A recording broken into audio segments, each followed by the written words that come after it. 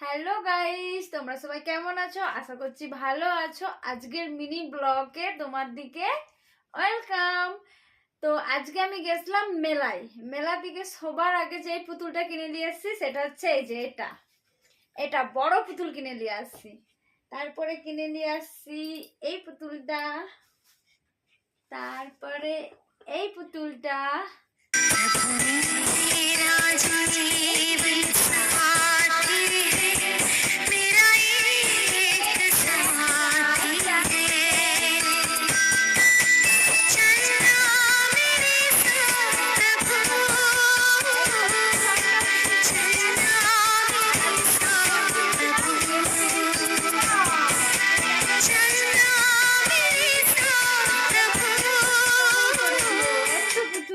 আমি আজকে আমার মনুর কাটা।